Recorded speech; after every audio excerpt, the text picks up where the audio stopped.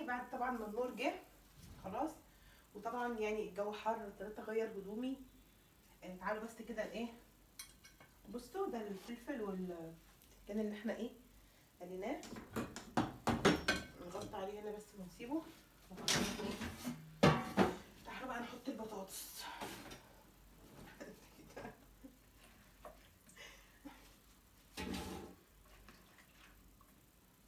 على قد اللي هياكل. هو غالبا البطل معانا النهارده الاير فراير، هي بطل الفيديو النهارده.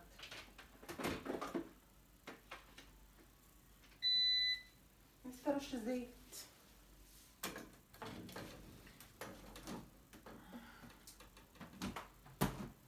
هنرش الزيت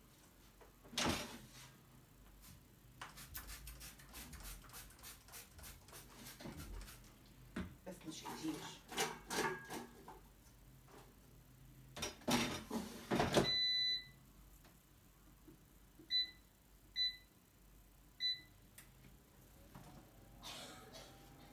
مالك يا ميرنا، اجيب لك ميه شرقانه؟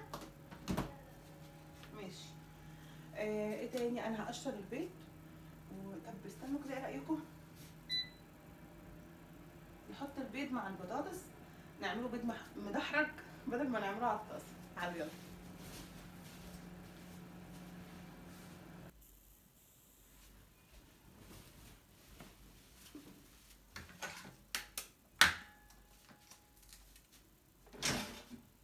نحطه مع البطاطس كده بالمره. انا كنت دايما بحمره في الطاسه، فايه نحطه مع البطاطس كده ونجرب. مش احنا نحط البيض في الاير فراير عادي يعملنا؟ هو غلط في الميكروويف، لكن في الاير فراير لا يتهيألي. بصوا انا هنجرب ونشوف سوا. هنجرب ايه في 3 كده. دي اتفتحت، هخاف احطها.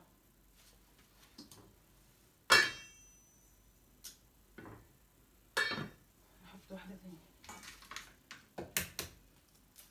هنحط ايه؟ نحط 2. ها مش هنجازف، البيض غالي.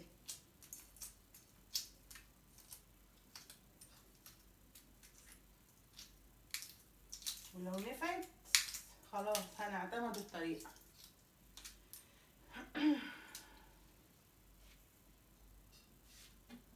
ونحط الزيت. الاختراع ده حلو قوي بجد، حلو جدا.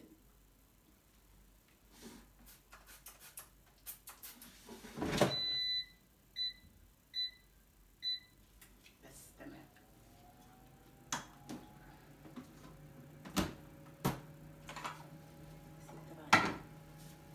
تعالوا بقى نطلع ايه، مخلل. انا كنت عامله خيار مخلل حلو قوي،